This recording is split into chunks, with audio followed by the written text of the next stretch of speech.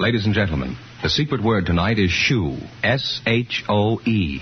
Really? You bet your life.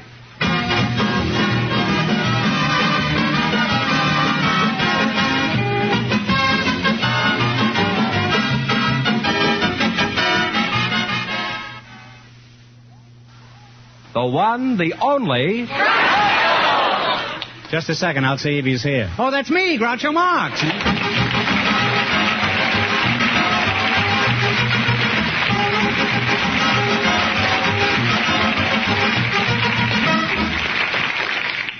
Thank you. Well, here I am again with $3,000 for one of our couples tonight. George Fenneman, who's first to try and take it away from me? We invited some expectant fathers and some baby nurses to the show tonight. You did? Just before we went on the air, the audience selected Mr. Frank Sullivan and Miss Margaret Lindsay. Folks, meet Groucho Marx. Welcome. And if you say the secret word at any time we're talking, I'll pay $100 in cash instantly. It's a common word, something you always have with you. A baby nurse and an expectant father, eh? Miss Lindsay, I presume you're the nurse? I am.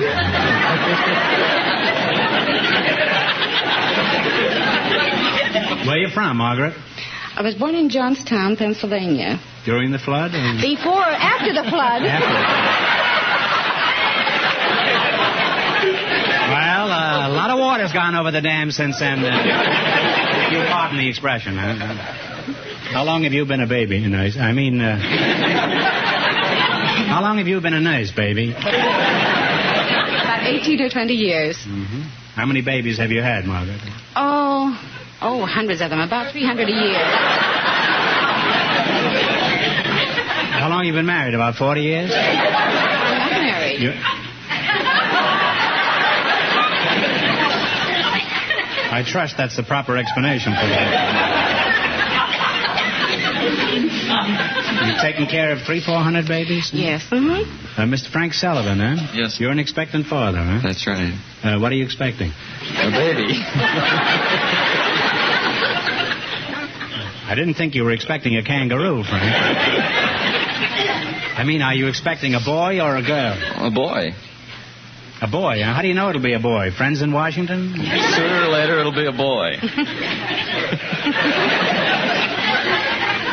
When is this boy going to arrive, Frank? Any minute. Well, what are you doing here? Why aren't you over at the hospital making life miserable for everybody down there? The doctor told me to get out of there and stop cluttering the place up. So I asked him if I could come over here and make some money to pay for the baby. Fine baby. He's not even born yet. Already he's putting the bee on the old man for money. Now, Miss Lindsay, as a baby nurse, just what do you do? Well, we take the baby and the mother home and get the formula from the doctor, go home and see that the mother and the baby are taken care of, and Who takes care of the father? Well, if necessary, I would.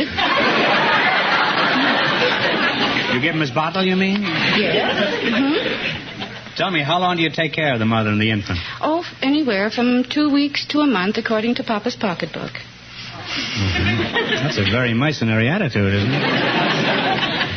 Then what do you do? Go on to another case. Well, I guess a job like that calls for a lot of changes, huh, Margaret? Yes. Mm-hmm. When are you expecting your next baby, Margaret? Monday. Is that so? Congratulations. Huh? You're much calmer than the expectant father over here. What kind of work do you do, Mr. Sullivan? I drive a cab and I sell physiotherapy equipment. In the cab? It all depends. If the doctor gets in the cab and I get a chance to sell it to him, I will. But I drive the cab first, and then I sell physiotherapy equipment in the afternoon. Have you had any news yet about the kid? No. Well, stick around. Gabriel Heat will be on soon. How long have you been married, Frank? A little over a year. How'd you meet your wife? I met her at Big Bear when I was on leave from the Air Forces. I went to a dance up there. Oh, were you a pilot? Yes. She had a ribbon on. She was a beautiful girl. Just a ribbon? No shoes or anything? She had shoes and everything on.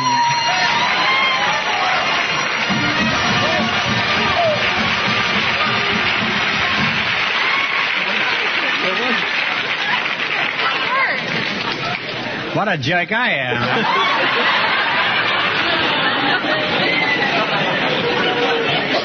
to throw you into shoes there. Oh, no, that's me this time. I don't get a nickel, huh? Well, you just made yourself $100, Pop. Congratulations. Now, where were we when you threw that shoe at me? So, what happened? Well, I asked her to dance, and we danced, and then I called her up when I got home. Isn't it difficult in her bare feet? How did you meet your husband, Margaret? I haven't any husband.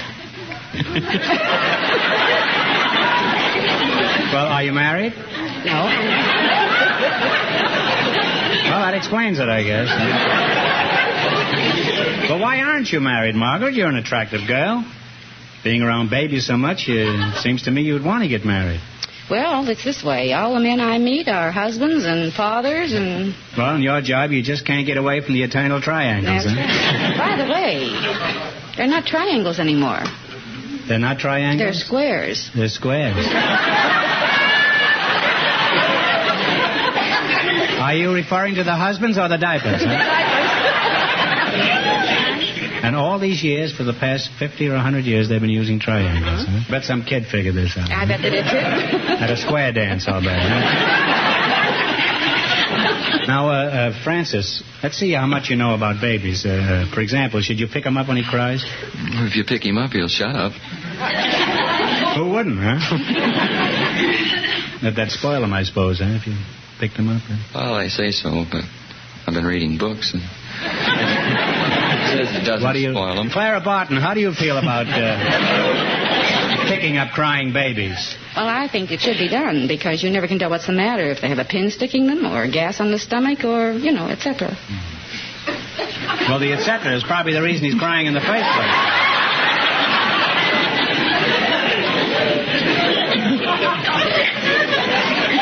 I had gas on the stomach last week. I was at a filling station and the pump fell on me.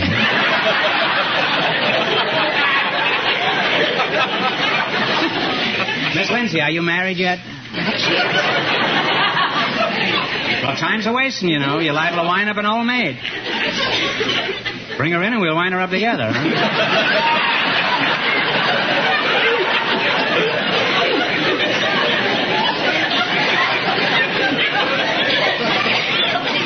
Well, you've been an interesting couple, and I hope you'll both be very happy. Now, in just 1 minute, you'll get a chance to earn $3,000. Right now, listen to this.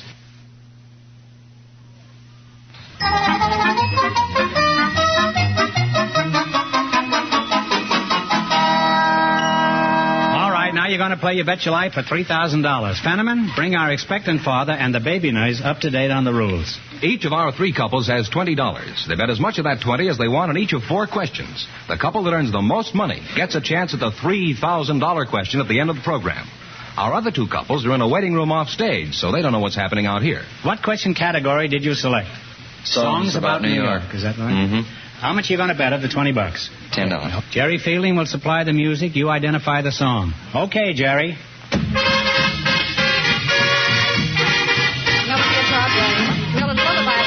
Lullaby at Broadway is right. And they're on their way. They have $30. All right, you're going for $3,000 tonight. Remember, that's the big prize now. How much of your $30 you going to try? 15. Talk right up now. Talk 15. right up. Oh, 15. I'd rather have 20, but... Come to some decision between. 20. Huh? 20. Has the kid come yet? No, not yet. All right, $20. What's the title of this New York song? 42nd Street. 42nd Street. They're really climbing. They have $50 now. Why are you climbing away up? Here's your third question. You have $50. How much are you going to try? 40. $40, huh? Play, Jerry. Give my regards to Broadway. Broadway. Now they're up to $90, Groucho. All right, you've crept up to $90. Now, how much are you going to try this time? We've decided 80. Are you married yet, Margaret? No.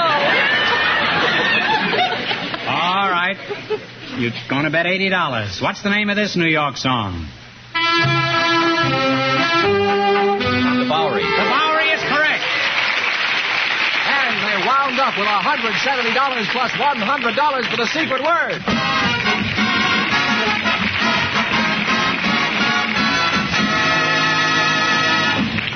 Thanks and good luck. Stick around now. You're still in the running for the big question. Groucho, our next couple has been in a waiting room off stage, so they don't know the secret word is shoe. Perhaps they'll say it.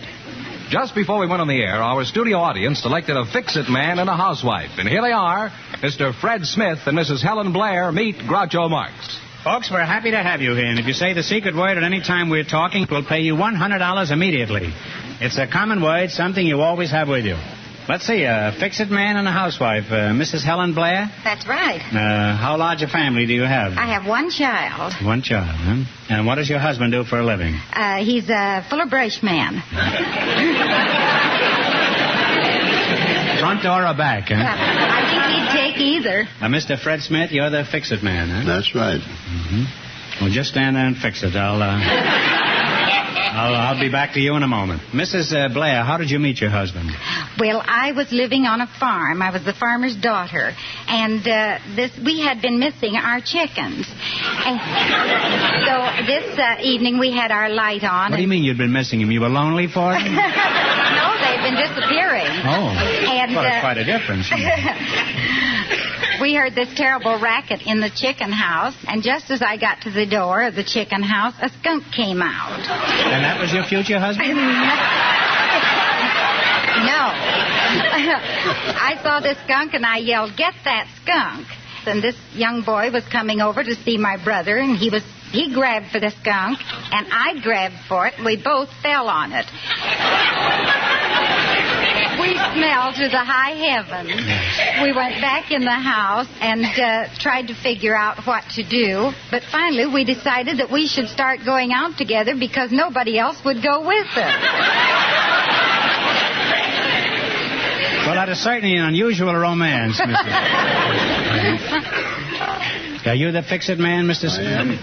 Now, just what do you fix as a Fixit Man, Mr. Smith? Well, I fix lawnmowers, knives, shears, and electric appliances, and what have you. Are you married? Yes and no. That's the way to be.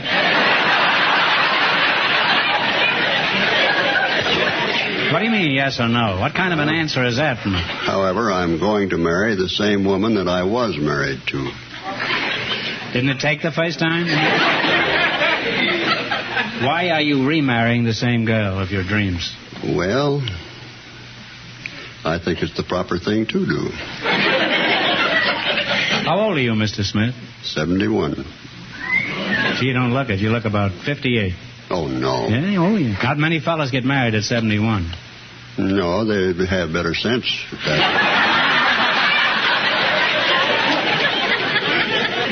How did you meet your wife, Mr. Smith? We were kids together. Well, that's possible, but how'd you meet her, huh? How'd I meet her? At school. In school. First time my wife saw me, I was on the cover of Time magazine. She made me get off. It was her magazine.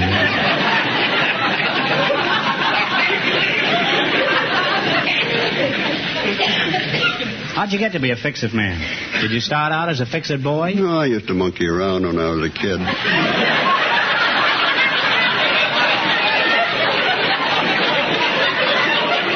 So did I, but all that got me was trouble, huh?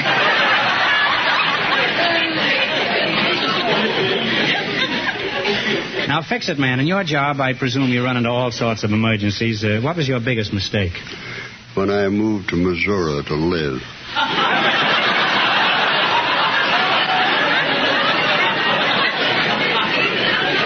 You'll get a letter from Kansas City in the morning.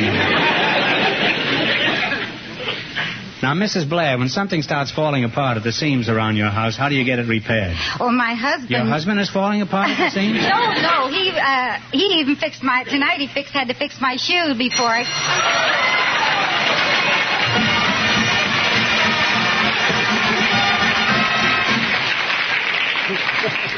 I talk too much. You said shoe, and since that's the secret word tonight, you are now $100 richer. Oh. And here you are. Congratulations. Now, don't bother dropping the other shoe. Only the first one counts. Thank you. Now, let's play You Bet Your Life, the Elgin American game, for $3,000. Run your $20 into more than the other couples, and you get the chance at the big question later. Fenneman's off stage to remind our listeners how much the first couple won. Go ahead, George. The baby nurse and the expectant father won $170. Here we go. Let's see how high I can build you $20. What question category did you select? Name the cloth. Now, here's your first question. You have $20. How much will you try? 15. Now, what kind of material is calico made of? Cotton. Cotton is correct. Off to a good start. They have $35. Well, you've got a flying start. Remember, you're going for $3,000 tonight. How much of your $35 will you try? 30. What kind of material is file? F-A-I-L-L-E. It's a silk, and I believe it's made of Silk is right. You said it, and you win the money. They're climbing. They have $65. Now you've got $65, and here's your third question. How much of the $65 you're going to bet? 60. What kind of material is cretonne made of? Cretonne. Oh, cotton? That's right. They now have $125. All right, here's your last chance to beat the other couples. You have $125. How much are you going to bet? 50. What kind of material is Cheviot made of? Flax. Is that right? I'm sorry, the answer is wool. They wound up with $75 plus $100 for the secret word.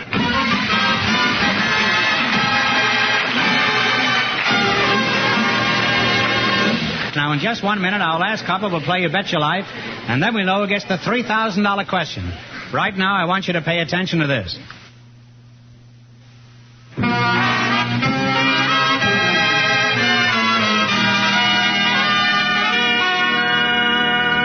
Now then, we'll soon know who's going to earn the most money and get the chance at the $3,000 question. George, who's leading so far? Well, the expectant father and the baby nurse are leading with $170. And here's our final couple about to come from their waiting room off stage. They don't know the secret word is shoe. We invited some switchboard operators and some hotel detectives to the show tonight. And just before we went on the air, our studio audience selected operator Matty Weldy and Detective Bob Lowe. And here they are. Folks, meet Groucho Marx. Welcome. If you say the secret word at any time we're talking, I'll pay $100 in cash instantly. It's a common word, something you always have with you. Miss Matty Weldy, is that right? That's right. You're a switchboard operator? Yes, I am. Where are you from, Matty? I'm from Iceland. Iceland? That's right. Look pretty hot to be from Iceland. Don't be too short.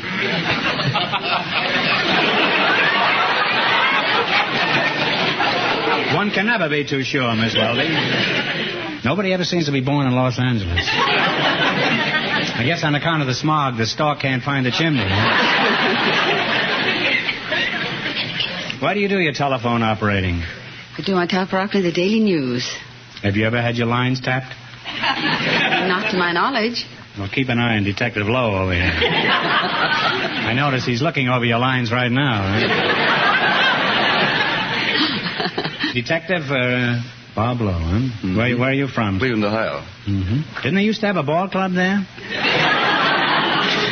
Tell me, Dick Tracy, at which hostelry do you do your snoozing? I mean snooping. I don't do any snoozing and I don't do any snooping. I beg your pardon. At which hotel are you an eye, ear, and nose specialist? Why, it's the Country Club Hotel.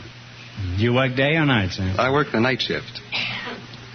I used to wear a night shift. Now I wear pajamas.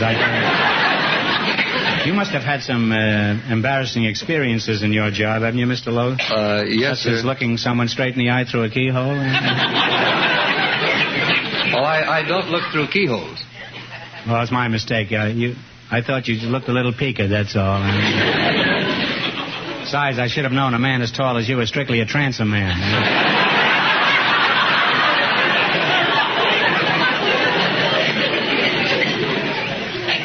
Now tell me, Gimlet Eye, do the guests at your hotel ever steal things like towels, linen, rugs, and mattresses?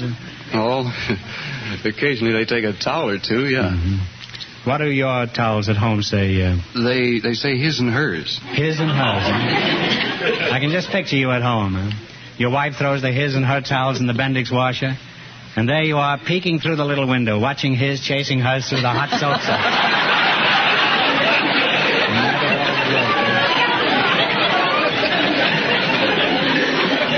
Now tell me, Potted Palm, how do you spot a crook in your hotel? Do you use a paintbrush? How do you spot them? Well, when they come in the hotel, we look at them, and if they're nervous and sort of shifty-eyed and jittery. That's me, Groucho Marx. Well, how else can you spot a crook? Say, for example, I was walking through your lobby and you think there's a chance my suitcase might be filled with silverware. Now, how would you handle it? Go ahead. Well, I'd walk up to you and ask you, can I help you, sir? I'd say, yeah, hold this stuff while I go back and get the twin beds.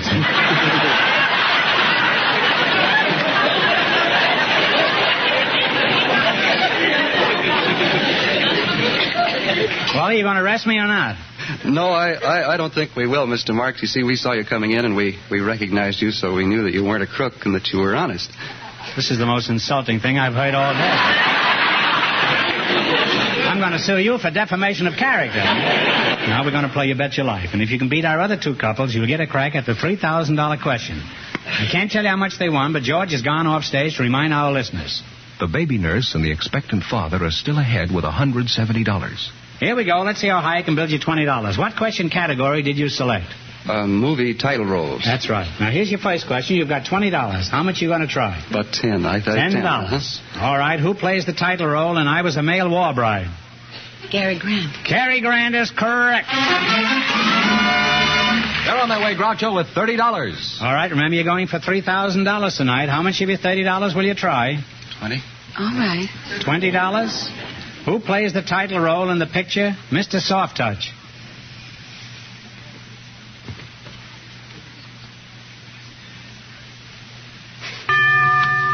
The bell is tolled. Well, anyhow, it was Glenn Ford. Now they have $10. You have $10 left. How much are you going to bet now? Better bet the 5. Yes. You're going to bet 5. Well, who played the title role in The Champion? Kirk Douglas. Kirk Douglas is right. They're on their way again. They have $15. All right, now you have $15. Here's your last chance to beat the other couples. How much will you bet? How much of the 15? All. All? Okay. Who plays the title role in The Fighting Kentuckian? John Wayne. John Wayne is right. And they wind up with a grand total of $30. And that means the expectant father and the baby nurse with $170 get the chance at the $3,000 question.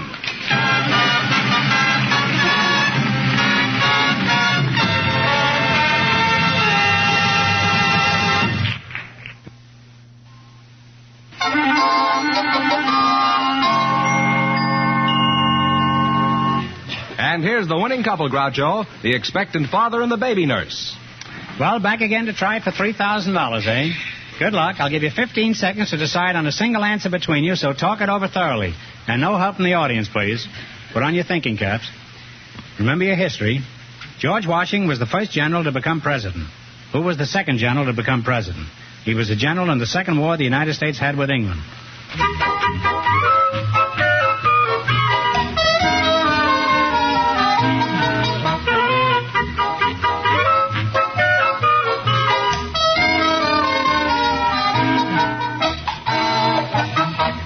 What is the answer you two have decided upon? Jackson. Andrew Jackson is right.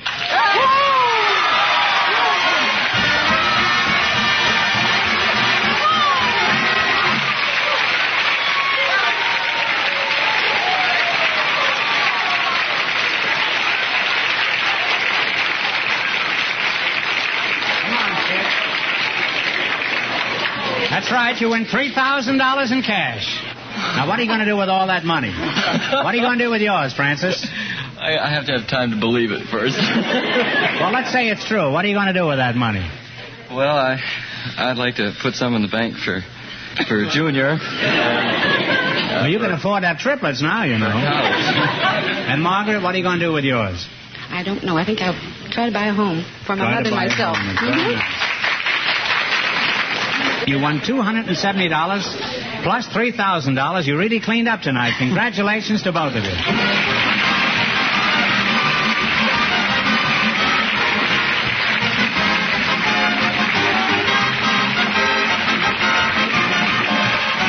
You Bet Your Life is a John Goodell production. Transcribed from Hollywood. Directed by Bob Dwan and Bernie Smith. Music by Jerry Fielding.